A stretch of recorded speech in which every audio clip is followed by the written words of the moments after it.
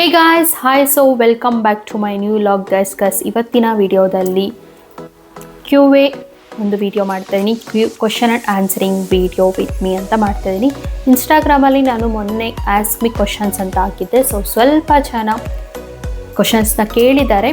ನಾನು ಒಂದು 10 ಕ್ವಶನ್ಸ್ ಬಂದರೆ ವಿಡಿಯೋ ಮಾಡೋಣ ಅಂತ ಅಂದ್ಕೊಂಡಿದ್ದೆ. ಬಟ್ ಫೈನಲಿ 10 ಕ್ವಶನ್ಸ್ ಬಂದಿದೆ. ಬಿಕಾಸ್ ನಾನು 3 ಟೈಮ್ಸ್ ಹಾಕಿದ್ದೆ ಆಸ್ಕ್ ಮಿ ಕ್ವಶನ್ಸ್ ಅಂತ ಹೇಳ್ಬಿಟ್ಟು. 3 ಟೈಮ್ಸಲ್ಲೂ ನನಗೆ ಕ್ವಶನ್ಸ್ ಬಂದಿಲ್ಲ. ಅಂದರೆ ಮತ್ತೆ ಮೊನ್ನೆ ಲಾಸ್ಟ್ 3 ಡೇಸ್ ಬ್ಯಾಕಲ್ಲಿ ಹಾಕಿದ್ದೆ.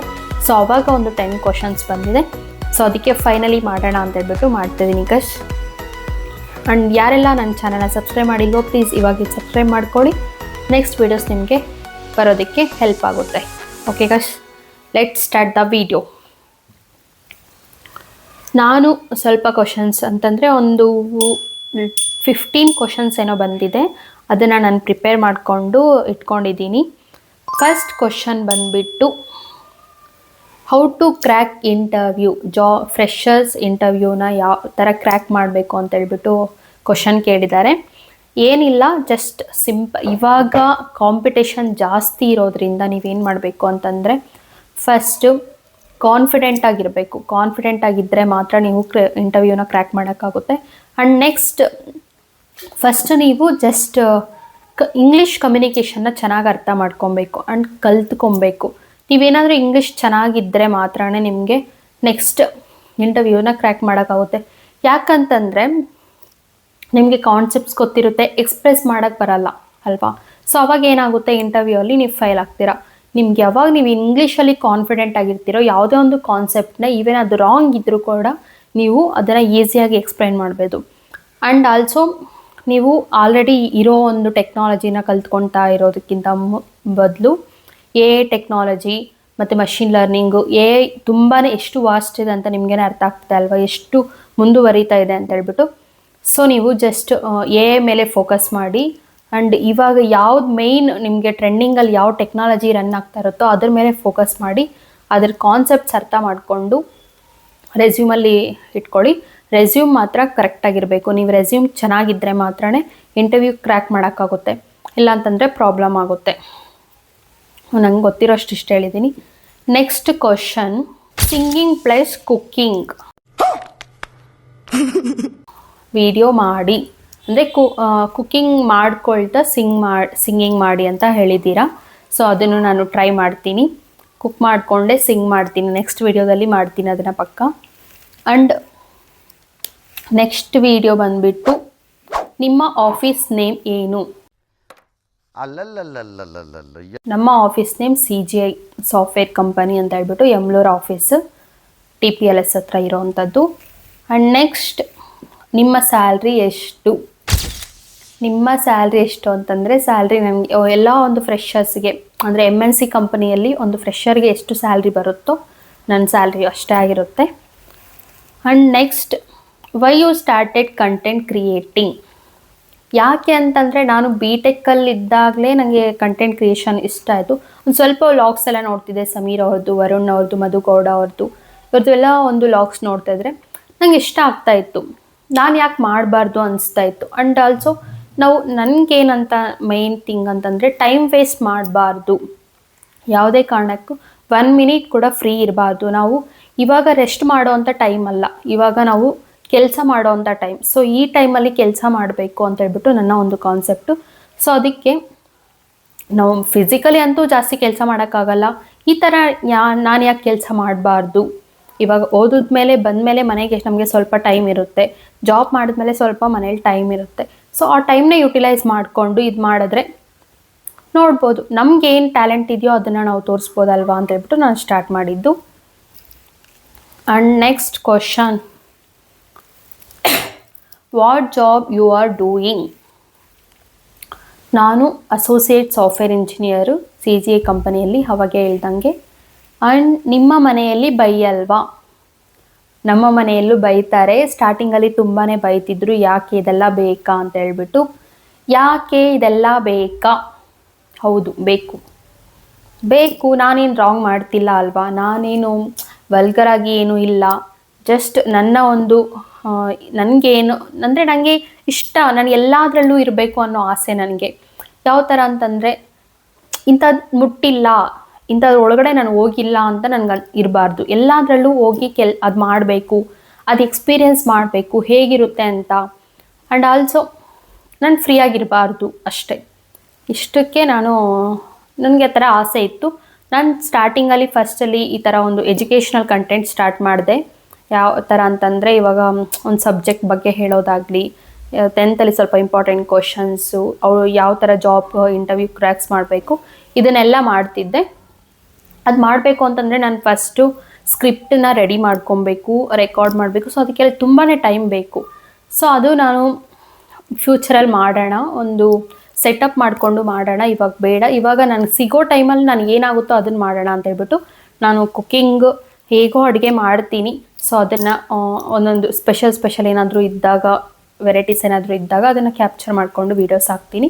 ಆ್ಯಂಡ್ ನಂಗೆ ಸಿಂಗಿಂಗ್ ಅಂದರೆ ತುಂಬ ಇಷ್ಟ. ಸೊ ಅದನ್ನು ಕೂಡ ನಾನು ಇವಾಗ ವೀಡಿಯೋ ಮಾಡ್ತಾಯಿದ್ದೀನಿ. ಇಷ್ಟೇ ಗೈಸ್. ಸೊ ಅವರು ಅರ್ಥ ಮಾಡಿಕೊಂಡು ಅವಳು ಏನೋ ಮಾಡ್ತಿದ್ದಾಳೆ ಬಿಡೋ ಅಂತ ಹೇಳ್ಬಿಟ್ಟು ಅವರು ಇವಾಗ ಸುಮ್ಮನೆ ಆಗಿದ್ದಾರೆ. ಬಟ್ ಅವ್ರಿಗಂತೂ ಸ್ವಲ್ಪನೂ ಇಷ್ಟ ಇರಲಿಲ್ಲ ಸ್ಟಾರ್ಟಿಂಗಲ್ಲಿ. ಇವಾಗ ಅದು ಸ್ವಲ್ಪ ಓಕೆ, ಅಲ್ಲಿಂದ ಇಲ್ಲಿಗೆ ಸ್ವಲ್ಪ ಬಂದಿದ್ದಾರೆ ಅಷ್ಟೇ. ನೆಕ್ಸ್ಟ್, ಇಷ್ಟು ವೀಡಿಯೋಸ್ ಹಾಕಿದ್ರೂ ಫಾಲೋವರ್ಸ್ ಬಂದಿಲ್ಲ, how you motivate your self?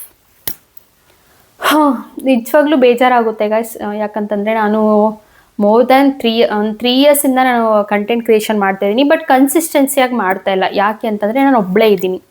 First ಒಬ್ಬಳೇ ಏನಂತ ಕಂಟೆಂಟ್ ಕೊಡೋಕ್ಕಾಗುತ್ತೆ, ಎಂಟರ್ಟೈನ್ಮೆಂಟ್ ಅಲ್ವಾ? ಸೊ ಕೊಡೋದಕ್ಕೆ ಸ್ವಲ್ಪ ಕಷ್ಟ. ನೆಕ್ಸ್ಟ್ ನಾನು ಎಷ್ಟು ಸಾಧ್ಯ ಆಗುತ್ತೋ ಅಷ್ಟು ಕಂಟೆಂಟ್ನ ಕೊಡೋದಕ್ಕೆ ನಾನು ಟ್ರೈ ಮಾಡ್ತಾಯಿದ್ದೀನಿ. ಆ್ಯಂಡ್ ನೆಕ್ಸ್ಟ್ ಬಂದುಬಿಟ್ಟು ಓಕೆ, ಒನ್ ಡೇ, ಇವತ್ತಲ್ಲ ಮುಂದೆ, ಇನ್ನೂ ಮುಂದೆ ಯಾವಾಗೋ ಒಂದು ದಿನ ಆದರೂ ಸಕ್ಸಸ್ ಸಿಗುತ್ತೆ ಅಲ್ವಾ? ನಾನು ಸಕ್ಸಸ್ಗೋಸ್ಕರನೇ ಮಾಡ್ತಾಯಿದ್ದೀನಿ ಅಂತಲ್ಲ, ನನ್ನ ಒಂದು ಪ್ಯಾಷನ್, ನನಗೆ ಇದೊಂದು ಇಷ್ಟ, ಈ ಒಂದು ಕೆಲಸ ನನಗೆ ಇಷ್ಟ. ನನಗೇನಿದೆಯೋ ನಾನು ಒಂದು 60 ಇಯರ್ಸ್ 50 ಇಯರ್ಸ್ ಆದಮೇಲೆ ಹಿಂದೆ ನಾನು ನೋಡಿಕೊಂಡಾಗ ನಾನು ಏನು ಮಾಡಿದ್ದೀನಿ ಅಂತ ನೋಡ್ಕೊಂಡಾಗ ನಾನು ಇದೆಲ್ಲ ನೋಡ್ಬೋದು, ಒಂದು ಹ್ಯಾಪಿನೆಸ್ ಫೀಲ್ ಆಗ್ಬೋದು. ನನ್ನ ಮಕ್ಕಳಿಗೂ ನಾನು ತೋರಿಸ್ಬೋದು ಇದೆಲ್ಲ, ಇಷ್ಟೆಲ್ಲ ಮಾಡಿದ್ದೆ. ಆ್ಯಂಡ್ ಇವಾಗ ನಮ್ಮ ಮೈಂಡಲ್ಲಿ ಮೆಮೊರಿ ಅನ್ನೋದು ಹೋಗ್ತಾ ಇರುತ್ತೆ. ನಮ್ಗೆ ಇವಾಗ ಇದ್ದಾಗ ನಾವು ಅದನ್ನು ಸ್ಟೋರ್ ಮಾಡಿ ಇಟ್ಕೊಂಡ್ಬಿಟ್ರೆ ಒಂದು ವೀಡಿಯೋಸಲ್ಲಿ ಎಲ್ಲನೂ ನಮಗೆ ಅದು ಮತ್ತೆ ರೀಕಾಲ್ ಆಗುತ್ತೆ. ನಮ್ಮ ಮಕ್ಕಳಿಗೂ ನಾವು ಇದನ್ನು ಹೇಳ್ಕೊಡ್ಬೋದು ಅಲ್ವಾ, ಈ ಥರ ಮಾಡಿ ಅಂತ. ಆ್ಯಂಡ್ ತುಂಬ ಜನ ಇವಾಗ ಏನಂತಂದರೆ ಎಲ್ಲನೂ ಕಂಟೆಂಟ್ ಕ್ರಿಯೇಷನ್ ಮೇಲೆ ಹೋಗ್ತಿದೆ. ಇವಾಗ ಟ್ರೆಂಡ್ ನಡೀತಾ ಇದೆ ಅಲ್ವಾ? ನಮಗೆ ಇದೊಂದು ಪ್ಲ್ಯಾಟ್ಫಾರ್ಮ್, ನಾವು ಯಾಕೆ ಇದನ್ನು ಯೂಸ್ ಮಾಡ್ಕೊಬಾರ್ದು? ಈವನ್ ಇವಾಗ ನಾನು ಏನಾದರೂ ಸ್ವಲ್ಪ ಮುಂದೆ ಬಂದಿದ್ದರೆ ನನ್ನ ಮಕ್ಕಳಿಗೆ ಈಸಿ ಆಗುತ್ತೆ ಅಲ್ವಾ? ಸೊ ಅದಕ್ಕೆ ನಾನು ಯೋಚನೆ ಮಾಡಿ ಕಂಟೆಂಟ್ ಕ್ರಿಯೇಷನ್ನ ಸ್ಟಾರ್ಟ್ ಮಾಡಿದ್ದು. ಡಿಮೋಟಿವೇಟ್ ನಾನು ಯಾವತ್ತೂ ಮಾಡ್ಕೊಳ್ಳಲ್ಲ. ನಿಜ ಹೇಳಬೇಕು ಅಂತಂದರೆ ಇದನ್ನು ಹೇಳಲೇಬೇಕು ಗೈಸ್. ನಿಜ ಹೇಳ್ಬೇಕಂತಂದರೆ ನಮ್ಮ ಸುತ್ತಮುತ್ತ ಇರೋವಂಥವ್ರು ನಮ್ಗೆ ಎಷ್ಟು ಸಪೋರ್ಟ್ ಮಾಡ್ತಾರೆ ಅಂತ ಕಂಟೆಂಟ್ ಕ್ರಿಯೇಷನ್ ಸ್ಟಾರ್ಟ್ ಮಾಡಿದ್ಮೇಲೆ ಗೊತ್ತಾಗುತ್ತೆ. ರಿಯಲಿ ಯಾರೂ ಸಪೋರ್ಟ್ ಮಾಡಲ್ಲ. ನನಗೆ ಎಷ್ಟೊಂದು ಜನ ಫ್ರೆಂಡ್ಸ್ ಇದ್ದಾರೆ, ಅಷ್ಟೊಂದು ಜನ ಫ್ಯಾಮಿಲಿ ಮೆಂಬರ್ಸ್ ಇದ್ದಾರೆ. ಅದರಲ್ಲಿ ಯಾರೋ ಒಬ್ಬರೋ ಇಬ್ಬರೋ ಒಂದು ಮ್ಯಾಕ್ಸಿಮಮ್ 10 ಮೆಂಬರ್ಸ್ ಅಷ್ಟೇ ಫಾಲೋ ಮಾಡ್ತಾರೆ, 10 ಮೆಂಬರ್ಸ್ ಅಷ್ಟೇ ಲೈಕ್ ಮಾಡ್ತಾರೆ, 10 ಮೆಂಬರ್ಸ್ ಅಷ್ಟೇ ಸಪೋರ್ಟ್ ಮಾಡ್ತಾರೆ. ಇನ್ನು ಎಲ್ಲರೂ ಯಾವ ಥರ ನೋಡ್ತಾಳೆ, ಏನು ಇವಳ್ದು ಯಾವಾಗೂ ಈ ಕಂಟೆಂಟ್ ಕ್ರಿಯೇಟ್ ಮಾಡಿಕೊಂಡು ಇದೆಲ್ಲ ಮಾಡ್ತಾಳೆ ಅಂತ ಕ್ರಿಂಜಾಗಿ ನೋಡ್ತಾರೆ. ಇಟ್ಸ್ ಲೈಕ್ ಏನು ಇವಳು ದೊಡ್ಡದು ಸಾಧನೆ ಮಾಡಿಬಿಡ್ತಾಳಾ, ದೊಡ್ಡ ಸಕ್ಸಸ್ ಬಂದುಬಿಡುತ್ತಾ, ಫಾಲೋವರ್ಸ್ ಬಂದುಬಿಡುತ್ತಾ ಅನ್ನೋ ಥರ ನೋಡ್ತಾರೆ. ಓಕೆ, ಅದು ಅವ್ರಿಗೆ ಪರವಾಗಿಲ್ಲ ಅಂತೇಳ್ಬಿಟ್ಟು ನಾನು ಜಸ್ಟ್ ಮೂವ್ ಆನ್ ಆಗ್ತಾ ಇರ್ತೀನಿ. ನಾನು ಯಾರಿಗೂ ತಲೆ ಕೆಡಿಸ್ಕೊಳ್ಳಲ್ಲ. ನಮ್ಮ ಮನೆಯವ್ರು ಏನಂತಾರೆ ಅನ್ನೋದು ನನಗೆ ಇಂಪಾರ್ಟೆಂಟು. ನಾನು ಕರೆಕ್ಟ್ ಮಾಡ್ತಿದ್ದೀನಿ ಅನ್ನೋದಷ್ಟೇ ಇಂಪಾರ್ಟೆಂಟ್ ಆಗುತ್ತೆ. ನಾನು ಇನ್ನು 3rd ಪರ್ಸನ್ ಯಾರಿಗೂ ತಲೆ ಕೆಡಿಸ್ಕೊಳೋದೇ ಇಲ್ಲ. ನನಗೆ ತುಂಬ ಜನ ಡಿಮೋಟಿವೇಟ್ ಮಾಡಿದ್ದಾರೆ. ನಿನಗೆ ಯಾವ ಥರ ಮಾಡ್ತೀಯಾ, ನಿನ್ನ ಈ ಥರ ಎಲ್ಲ ಅದೆಲ್ಲ ಮಾಡಿದ್ದಾರೆ ಅಂತ ಹೇಳಿ ತುಂಬ ಜನ ಡಿಮೋಟಿವೇಟ್ ಮಾಡಿದ್ದಾರೆ. But I don't care at all. Next question. ಸ್ವಲ್ಪ ಜಾಸ್ತಿ ಮಾತಾಡ್ತಾ ಹೋಗ್ತದೆ, ಅಂದರೆ ನರ್ವಸ್ ಆಗುತ್ತೆ ಫೀಲ್. ಒಂದು ಕ್ಯಾಮ್ರಾ ಮುಂದೆ ಬಂದಿದ ತಕ್ಷಣ ನರ್ವಸ್ ಫೀಲ್ ಆಗುತ್ತೆ. ಏನಾದರೂ ತಪ್ಪಿದ್ರೆ ಅಡ್ಜಸ್ಟ್ ಮಾಡ್ಕೊಳ್ಳಿ guys. Next, love marriage are arrange marriage ಅಂತ ಕೇಳಿದ್ದಾರೆ. ಹೇಳ್ತೀನಿ ಗೈಸ್ ನಿಮಗೆ. ಮದುವೆ ಮಾಡ್ಕೊತೀನ, ಅರೇಂಜ್ ಮಾಡಿ ಮದುವೆ ಮಾಡ್ಕೊತೀನಿ ಅಂತ ಹೇಳ್ಬಿಟ್ಟು ಹೇಳ್ತೀನಿ ನಿಮಗೆ. ಫ್ಯೂಚರಲ್ಲಿ ನಿಮಗೆ ಗೊತ್ತಾಗುತ್ತೆ. And next, are you committed? ಇದು ಕೂಡ ಆರ್ ಯು ಕಮಿಟೆಡ್ ಅಂತಂದರೆ ಯಾವ ಥರ ಹೇಳೋಕ್ಕಾಗುತ್ತೆ ಗೈಸ್? ನೆಕ್ಸ್ಟ್ ಹೇಳ್ತೀನಿ ನಿಮಗೆ, 100% ಹೇಳ್ತೀನಿ ಅದ್ರ ಬಗ್ಗೆ. ಆ್ಯಂಡ್ ಕುಕ್ಕಿಂಗ್ ಚೆನ್ನಾಗಿ ಮಾಡ್ತೀರಾ? Thank you so much. Singing ಚೆನ್ನಾಗಿದೆ. Thank you so much guys. And how you manage all? ನೀನು ಯಾವ ಥರ ಮ್ಯಾನೇಜ್ ಮಾಡ್ತೀಯಾ? ಲಿಟ್ರಲಿ ಕಂಟೆಂಟ್ ಕ್ರಿಯೇಷನ್ ಅಷ್ಟು ಈಸಿ ಇಲ್ಲವೇ ಇಲ್ಲ. ನಾವು ಇವಾಗ ನಾನು ಆ್ಯಸ್ ನಾನೊಂದು ವೀವರ್ ಆಗಿ ಯೂಟ್ಯೂಬ್ ವ್ಲಾಗ್ಸ್ ಯಾರಿಗಾದ್ರೂ ನೋಡ್ತಿದ್ದಾಗ ಏನು ಇವರೆಷ್ಟೆಲ್ಲ ಇಷ್ಟು ಈಸಿಯಾಗಿ ಸಂಪಾದನೆ ಮಾಡ್ತಿದ್ದಾರೆ, ಈಸಿಯಾಗಿ ಅರ್ನ್ ಮಾಡ್ತಿದ್ದಾರೆ, ಅವ್ರು ಬೇಕಾಗಿರೋ ಕಾರ್ ತಗೊತಿದ್ದಾರೆ, ಅವ್ರು ಬೇಕಾಗಿರೋಂಥ ಬೈಕ್ ತಗೊತಿದ್ದಾರೆ, ಎಲ್ಲ ಮನೆ ತಗೊತಿದ್ದಾರೆ, ಗೋಲ್ಡ್ ತಗೊತಿದ್ದಾರೆ, ಸಿಕ್ಕಾಪಟ್ಟೆ ದುಡ್ಡು ಖರ್ಚು ಮಾಡ್ತಿದ್ದಾರೆ. ಹೇಗೆ ಸಾಧ್ಯ ಇದೆಲ್ಲ ಅಂತ ನಂಗೆ ಅನಿಸ್ತಾ ಇತ್ತು. ಲಿಟ್ರಲಿ ನಾನು ಒಂದು 4 ಇಯರ್ಸ್ ಬ್ಯಾಕಿಂದ ಸ್ಯಾಮ್ ಸಮೀರ್ ಅವ್ರ ವ್ಲಾಗ್ಸ್ ನೋಡ್ತೀನಿ, ವರುಣ್ ಆರಾಧ್ಯ ಅವ್ರ ವ್ಲಾಗ್ಸ್ ನೋಡ್ತೀನಿ, and Madhu Gowda, Nikhil Nisha vlogs, SMR ಅವ್ರ ವ್ಲಾಗ್ಸ್, ಈ ಥರ ಎಲ್ಲ ತುಂಬ ಜನ, ಒಂದು ಸ್ವಲ್ಪ ಜನ ಅವ್ರ ವ್ಲಾಗ್ಸ್ ಎಲ್ಲ ನೋಡ್ತಾ ಇರ್ತೀನಿ. One joint Kannada YouTube channel ಅವ್ರದ್ದು ನೋಡ್ತೀನಿ. ಸೊ ಇದೆಲ್ಲ ನೋಡ್ತಾ ಇದ್ದಾಗ ನಂಗೆ ಏನು ಅನಿಸ್ತಾ ಇತ್ತು ಅಂತಂದರೆ, ಏನು ಇಷ್ಟೊಂದು ಈಸಿಯಾಗಿ ಇವ್ರಿಗೆ ದುಡ್ಡು ಬೆಲೆನೇ ಗೊತ್ತಿಲ್ಲ ಅಂತ ಅಂದ್ಕೊತಾ ಇದ್ದೆ.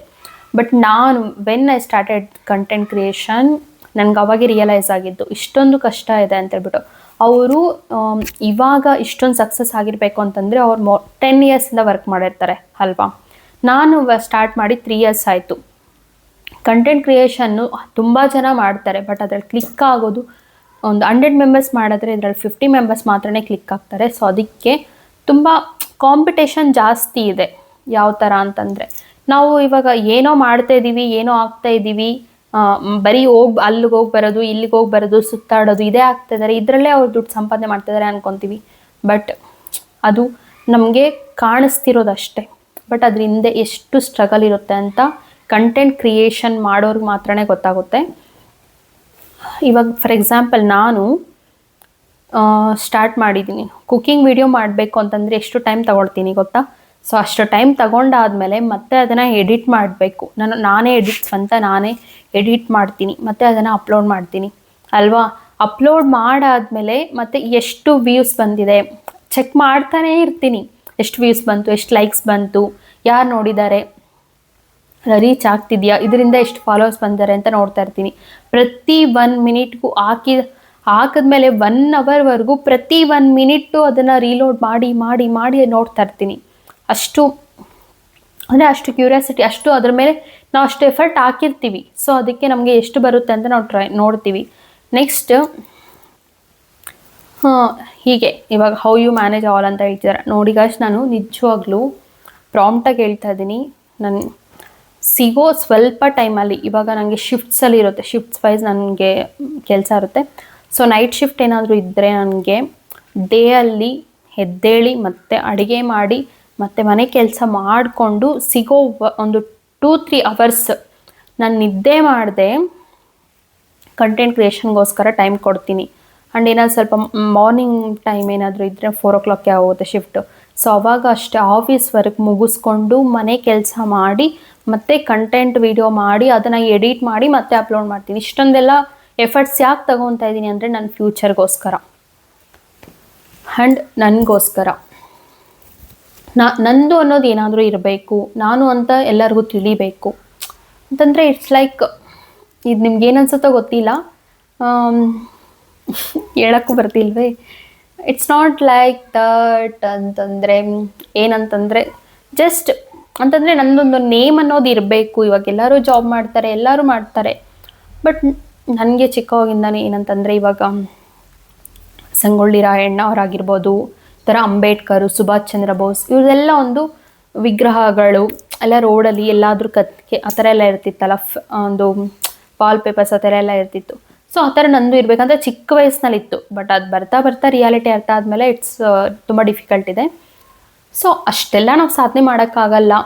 ನಮಗಿರೋ ಸ್ವಲ್ಪ ಟ್ಯಾಲೆಂಟಲ್ಲಿ ನಮ್ಮದು ಅನ್ನೋದು ಏನಾದರೂ ನಾವು ಮಾಡ್ಕೊಳ್ಲೇಬೇಕು ಅಂತೇಳ್ಬಿಟ್ಟು ನಾನು ಮಾಡ್ತಾಯಿದ್ದೀನಿ, ಕಷ್ಟ ಬಿದ್ದು ಮಾಡ್ತಾಯಿದ್ದೀನಿ. ಎಷ್ಟು ಜನ ಸಪೋರ್ಟ್ ಮಾಡ್ತೀರಾ ಅಂತ ಹೇಳ್ಬಿಟ್ಟು ನೋಡ್ತೀನಿ. ಆ್ಯಂಡ್ ನೆಕ್ಸ್ಟ್ ಕ್ವಶನ್ ಏನಾದರೂ ಇದೆಯಾ?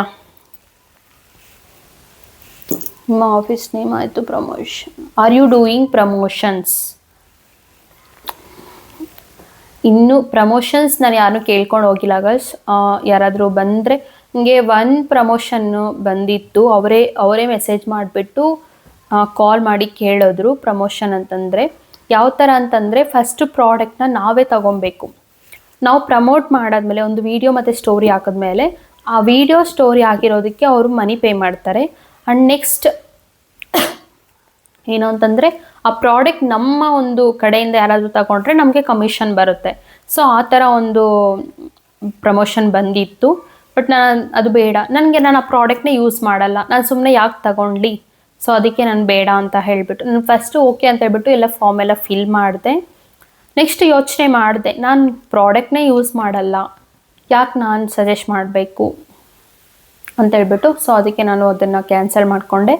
ಆ್ಯಂಡ್ ಸ್ವಲ್ಪ ಯಾವ ಪ್ರಮೋಷನ್ಸ್ ಬಂದಿಲ್ಲ. ಬಟ್ ವಿಶ್ ಲಿಂಕಿಂದ ಅರ್ನ್ ಮಾಡ್ಬೋದು. ಯಾರಾದರೂ 500 ಸಬ್ಸ್ಕ್ರೈಬರ್ಸ್ ಇದ್ದರೆ ಯೂಟ್ಯೂಬಲ್ಲಿ ಆ್ಯಂಡ್ 1000 ಫಾಲೋವರ್ಸ್ ಇನ್ಸ್ಟಾಗ್ರಾಮಲ್ಲಿ ಇದ್ದರೆ ವಿಶ್ ಲಿಂಕಿಂದ ಅರ್ನ್ ಮಾಡ್ಬೋದು. ಅದು ಕೂಡ ನಾವು ಕಳಿಸಿರೋ ಅಂಥ ಲಿಂಕಿಂದ ಯಾರಾದರೂ ಪರ್ಚೇಸ್ ಮಾಡಿದ್ರೆ ಮಾತ್ರ ನಮಗೆ ಕಮಿಷನ್ ಥರ ಬರುತ್ತೆ. ಸೊ ಅದರಿಂದ ಅರ್ನ್ ಮಾಡ್ಬೋದು. ನನಗೆ 48 ರುಪೀಸ್ ಬಂದಿದೆ ವಿಶ್ ಲಿಂಕಿಂದ ಅಷ್ಟೇ. ಆ್ಯಂಡ್ ಅಷ್ಟೇ ಗೈಸ್, ಈ ವಿಡಿಯೋ ನಿಮಗೆ ಇಷ್ಟ ಆಗಿದೆ ಅಂತ ಅನ್ಕೊತೀನಿ. ಗೊತ್ತಿಲ್ಲ ಎಷ್ಟೊತ್ತು ಓಡಿದೆ ಅಂತ ಹೇಳ್ಬಿಟ್ಟು. ಗೈಸ್ ಪ್ಲೀಸ್ ನಮ್ಮ ಚಾನಲ್ನ ಸಬ್ಸ್ಕ್ರೈಬ್ ಮಾಡಿಕೊಂಡು ನೋಡಿ. ಹಾಗೆ ನಿಮ್ಮೆಲ್ಲ ಫ್ಯಾಮಿಲಿ ಫ್ರೆಂಡ್ಸ್ ಮೆಂಬರ್ಸ್ಗೆಲ್ಲ ಶೇರ್ ಮಾಡಿ. ನಾನು ಅಂದರೆ ಸ್ವಲ್ಪ ಫಾಸ್ಟಾಗಿ ಮಾತಾಡಿದಾಗ ತೊದಲು ಬಂದುಬಿಡುತ್ತೆ, ಯಾಕಂತಂದರೆ ಅದು ಬಿಗಿನರ್ಸ್ ಪ್ರಾಬ್ಲಮ್ ಅಂತಾರಲ್ವಾ, ಸೊ ಆ ಥರ. ಸೊ ನೆಕ್ಸ್ಟ್ ವಿಡಿಯೋದಲ್ಲಿ ಸಿಗ್ತೀನಿ. Until and then please watch my videos guys. ಈ ವಿಡಿಯೋನ ಆದಷ್ಟು ಎಲ್ಲ ನಿಮ್ಮ ಫ್ಯಾಮಿಲಿ ಮೆಂಬರ್ಸ್ಗೂ ಶೇರ್ ಮಾಡಿ. ನನ್ನ ಇನ್ಸ್ಟಾಗ್ರಾಮ್ 2 ಅಕೌಂಟ್ಸ್ ಇದೆ, ಒಂದು ಸಿಂಗಿಂಗು ಒಂದು ಕುಕಿಂಗ್ ಚಾನಲ್ದಿದೆ. ಸೊ ಎರಡೂ ಹೋಗಿ ಫಾಲೋ ಮಾಡಿ ಆ್ಯಂಡ್ ಈ ವಿಡಿಯೋ ಕೂಡ ಲೈಕ್ ಮಾಡಿ. ಆ್ಯಂಡ್ ನೆಕ್ಸ್ಟ್ ಯಾವ ಥರ ಕಂಟೆಂಟ್ ಬೇಕು ಅಂತ ಹೇಳ್ಬಿಟ್ಟು ಕಮೆಂಟ್ ಮಾಡಿ, ಓಕೆನಾ? ನೆಕ್ಸ್ಟ್ ವಿಡಿಯೋದಲ್ಲಿ ಸಿಗ್ತೀನಿ guys. Until and then please watch my videos guys. Bye bye.